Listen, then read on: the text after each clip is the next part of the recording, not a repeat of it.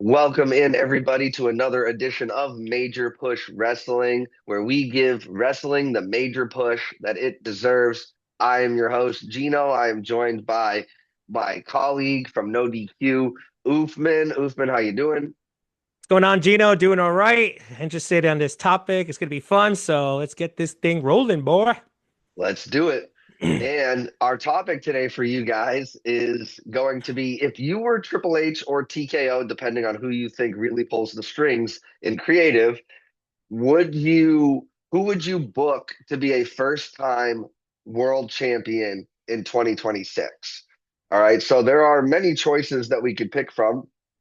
People who are on the forefront of people's mind, like we have Sami Zayn, we have LA Knight, we have Braun Breaker, we've got somebody like a Chad Gable. We even have girls that you could say like a Maxine Dupree, like a all of these types of people that we have. I don't want to list all the names so we don't bury the lead, but with Drew McIntyre being the champion now, this leads the opportunity for a face challenger or a face challenger to dethrone the heel champion is there. So it gives us all these new opportunities. Like it was never going to really be Sammy or LA Knight dethroning Cody or Punk for that matter. Um, so I'm interested to see what you guys think, whether you're watching live or on demand. Comment below and let me know who you would book to be a first time world champion in 2026. For me, I will say if I was Triple H, it would be LA Knight for me. He's been off television for a little while. The rumor is that he signed a new contract.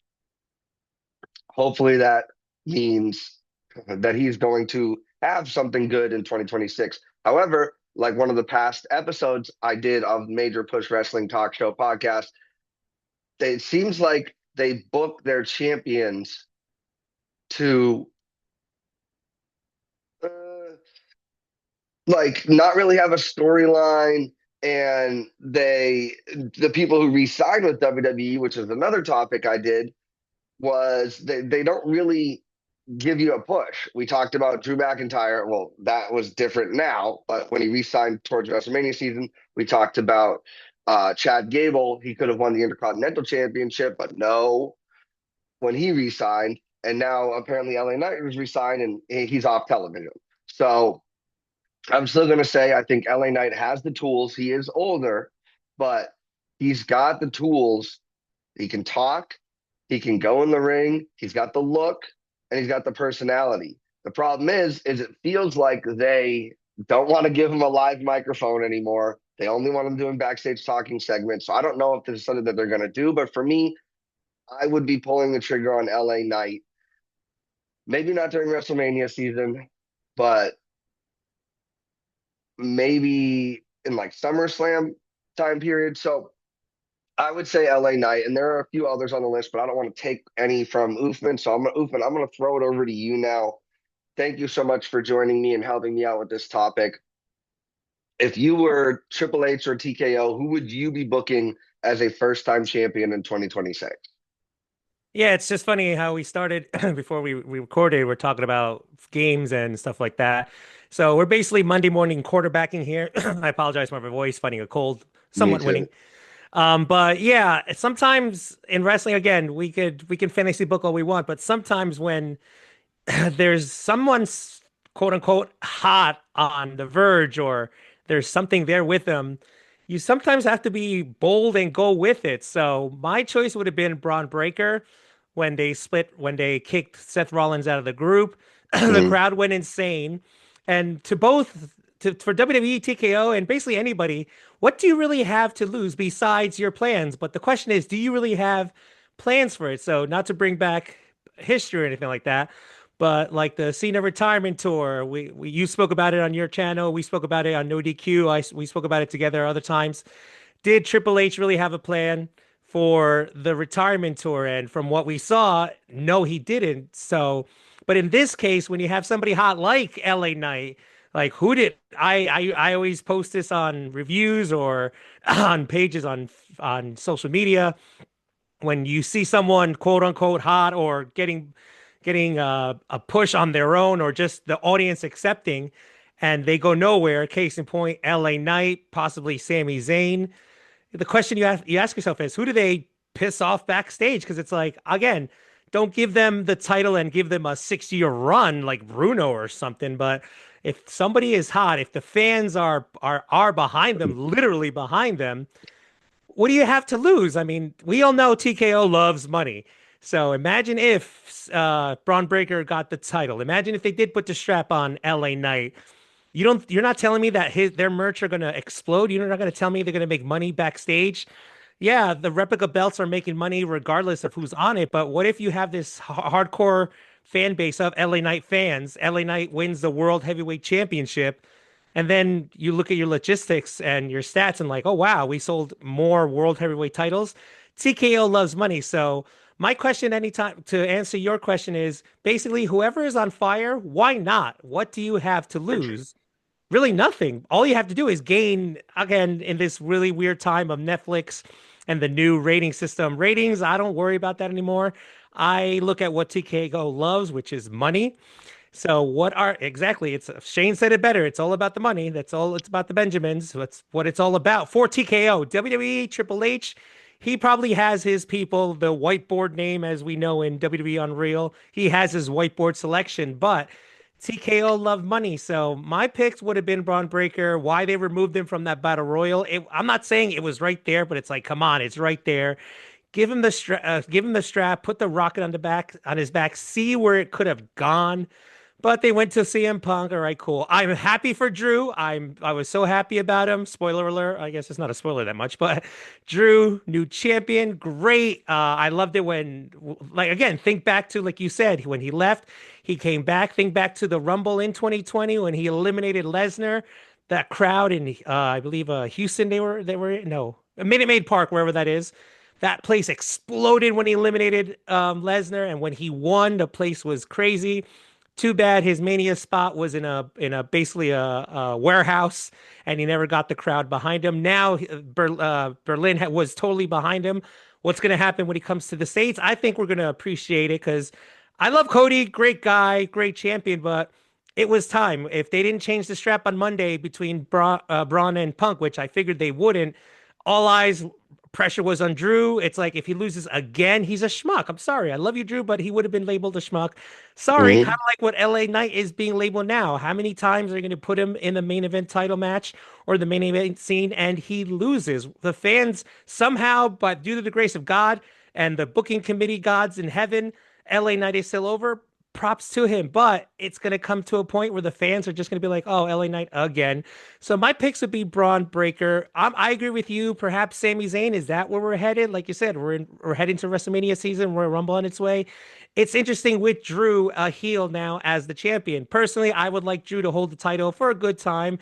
I personally don't see him holding it till Mania. My earliest he drops it is maybe the Chamber, or if there's a Saturday night's main event between the Chamber and Mania, maybe let Drew drop it there. But surprise me, have him go into Mania. But we know it's WrestleMania. They want the biggest names on the main event, on the marquee, on the poster. But my picks would have been Braun Breaker, and I agree with you, Ellen Knight. For the women, well, Bianca Belair is due to come back eventually, but we don't know what's going on with her hand.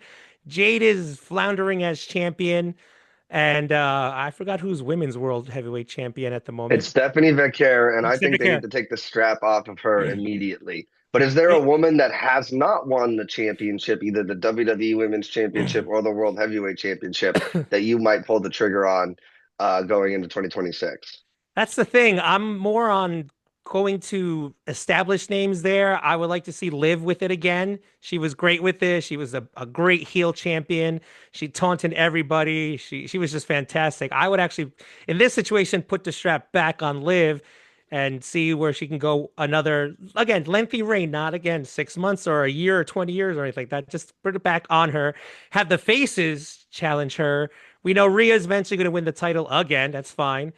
Or maybe even put it on Asuka. We haven't seen her with it for a while, but now that she's a heel, again, I think more in the women's division, with the exception of Jade, because I'm just not liking this title reign with Jade. They're teasing us with Jordan. Good. Put it on Jordan Grace. There's a new face right there. She made history in TNA. She made history wherever she's been. There, again, if you put the strap on Jordan, you're putting the rocket on her. And again, I think she'll do fantastic. She is a great wrestler. She's got the look. And again, she is money right there. So I would there put have Jade and Jordan Grace probably fight at the Rumble. Put it on Jordan. Go see where it goes. And as far as the world heavyweight title, if Stephanie is truly injured, we don't know if this is a work or a shoot. If she's injured, put it maybe a tournament, a battle royal, whatever, and then maybe put it back on Liv or put it back on Asuka and see where we go with the Rumble and of course WrestleMania. So the women's division is different. Where I would probably for one title put it on a veteran, and then maybe since they're teasing the WWE Women's Championship with Jordan, there you go. What they should have done with Braun, do it with Jordan Grace. Put the rocket on her, and then have Jade chase her better off. Because again, like I said, this title reign with Jade, I don't has she even defended it once? I think I don't even know, but I think It's putting it hard on to remember. Yeah. it truly is, yeah. So I say for the women's WWE Women's title, put it on Jordan Grace. Have heels chase her. World Heavyweight Championship for the women. If Stephanie is hurt, put it on Liv. Have the faces chase her. All right. Wonderful. Thank you so much. So for the women, I would say Raquel Rodriguez. She's already in that storyline with Stephanie Becker. You know what I think of Nikki Bella, and she is amazing because she can go out and put people over, make new stars, and her being involved in that three-way match, and her being involved in the Becky Lynch match.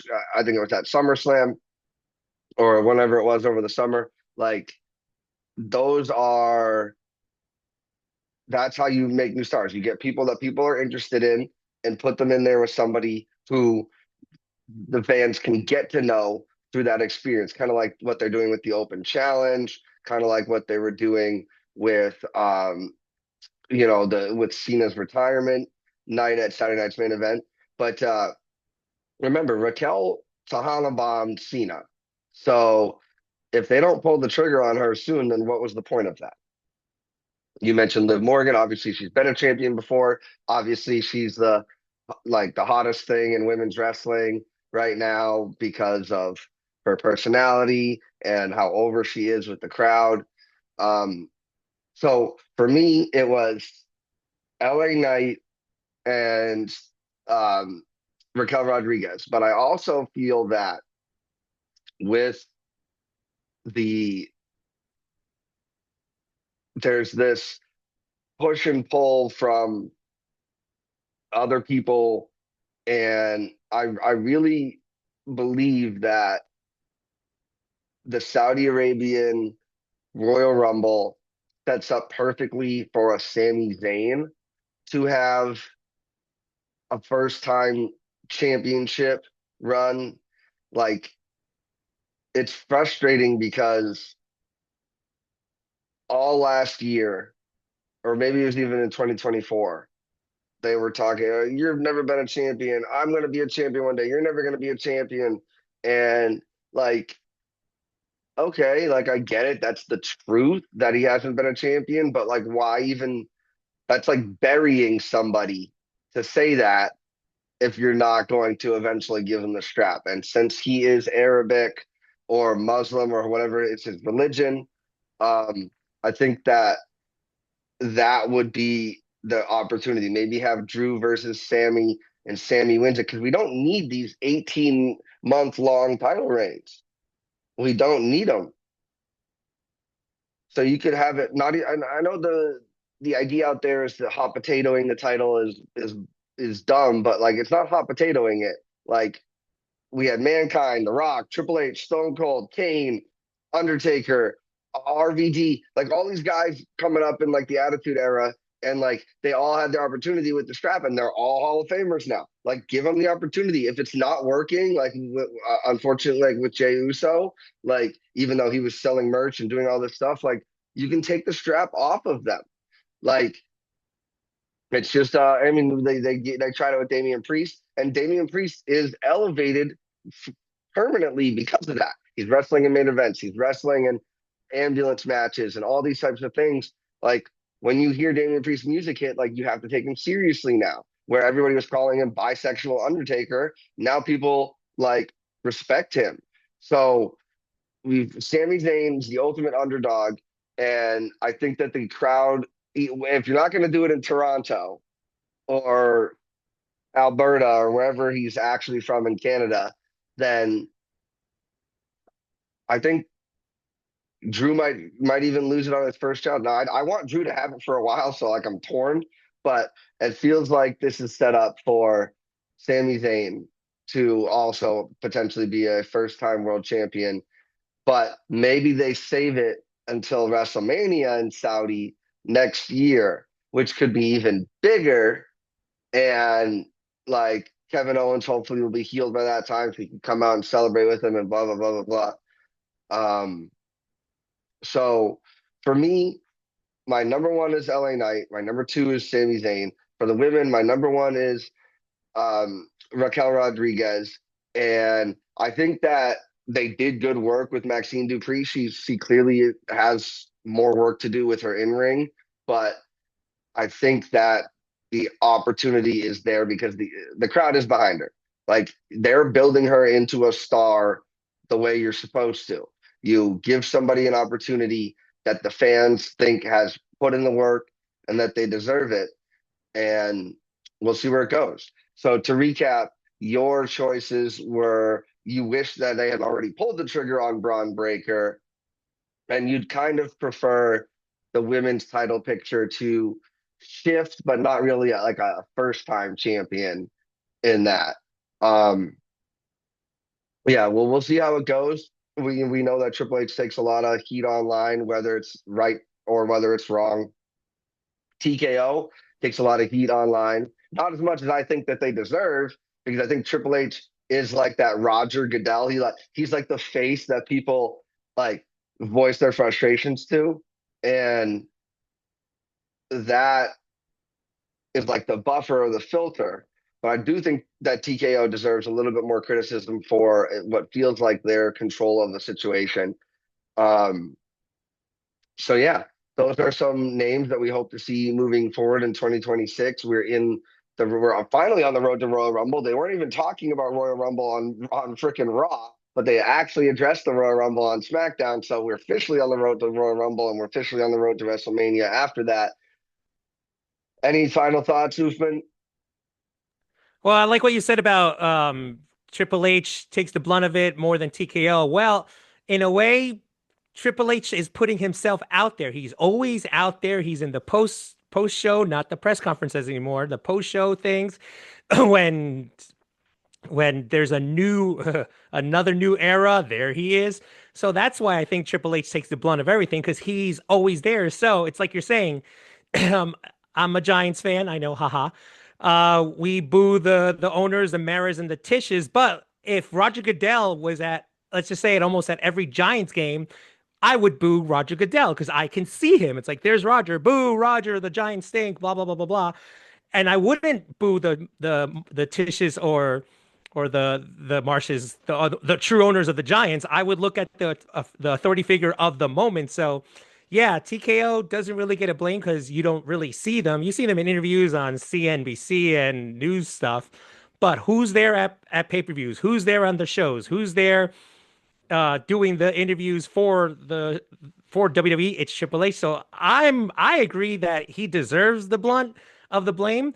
TKO to a point, yes, but unless Ariel or someone, or even Nick Khan, if someone else starts showing up, I know Nick Khan shows up in pay-per-views and all that, but if someone from TKO starts showing up where the crowd sees them, then all right, all targets on him. But Triple H, does he deserve it? Yes, you're the guy. You're the guy with the pen. Although, like, we can throw the whole entire creative team under there, but to go off of what you said, I think it's because Triple H, I don't know if he does it on purpose, but he puts himself out there for the good or the bad, whether if he wants to glow in the limelight or just be there, fine. But he's there. We're going to boo you because we know it's you. But hopefully 2026 will be a little bit better for WWE, for everybody, because that's you. We've said it before. You and I were both both wrestling fans. We just want to see wrestling be good. It doesn't have to be great. It doesn't have to go back to the Attitude Era where we were killing each other, hitting that flashback button. Just let it be entertaining. What do they have cooked up? Because this is it. This is their whole. This is we're talking NFL playoffs before. This is now the quote unquote playoffs for the WWE Royal Rumble into WrestleMania. Hopefully, the Rumble is one of my personal favorites. A lot of people love the Rumble, but Mania is Mania. We just hope it's not last year's Mania was all right. 40, 40 was okay. 41, 39 was all right as well. You've had two good WrestleManias and one eek. So hopefully they can bounce back. It's two nights again. As far as you said about Sammy winning it next year in 27, I just think back to Lex Luger. We're going to go into our history books. Back in the day in 93, it was. They were going to put the strap on him at SummerSlam 93, but Vince was like, no, no, no, no. Let's crown him at Mania.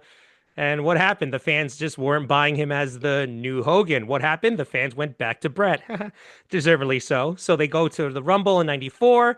They have the double elimination. All right, that was according to like what I've read in history books on wrestling. That was Vince's test. All right, who's more popular? They rose Lex Luger's hand. Okay, good hand. Earl Hebner raises Bret's hand. The roof explodes. It's like, come on. Bret over Luger any day of the week, but Vince waited. He's like, all right, let's not do it in SummerSlam, even though Luger won by countout. You had the balloons. It's like I'm sitting there as a 12-year-old going, what are they doing? Even at 12 years old, I was like, what? This is so stupid. All right, but his crowning moment, they waited almost a year till Mania because it was at the Garden, WrestleMania 10. But I would say the fall and definitely Rumble was it where they got the sign like, all right, Luger isn't it.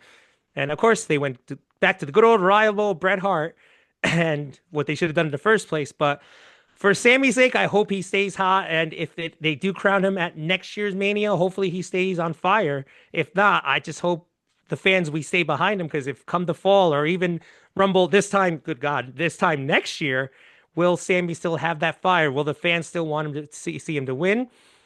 Literally, only time will tell.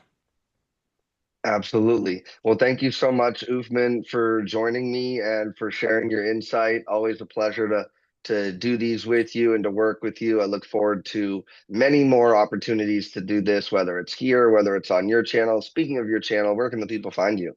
Yeah, thank you again, Papa Gino, for the invite. You can go on YouTube, click Oofman Entertainment, and then my series, Gammon with Oof. Mr. Gino appears in a couple episodes. We had a great one last time talking about the how far is fandom in today's world? Where is the line? Is there a line? Is there a line a dot now? It's one of my serious topics, but I know Gino, when you get serious, I like you speak the truth, Gino, and I knew that again, I piggybacked off of one of your videos of talking about fandom. And it's just a crazy world out there. How far is too far? So check it out. I have a couple top 10 lists. I'll be making more top 10 lists. I reviewed Natalia's book, a great book. I highly recommend it. Get it on paperback or get it on audio, doesn't matter. And I'll be doing more reviews, more fun stuff, more countdowns. And like you said, Mr. Gino will be invited as always to the Oofman land there. Well, thank you so much, Ufman. We appreciate you. Check me out, guys, on this channel, Papagino0017. Go subscribe to Ufman and all these awesome things. Also, say yes to No DQ because without No DQ, we probably wouldn't even know each other. So thank Absolutely. you for that. And yeah, guys, we really appreciate it. And let us know what you think in the comments below. Do you agree with one of us, both of us, none of us? That's the thing about wrestling. We don't have to agree. We all have our opinions, and our opinions are more valid than they would be in things like professional football and stuff because it's storytelling and television. So, with that said, guys, thank you from Oofman to myself. We really appreciate it. And as always, we'll catch you on the next one. Bye bye.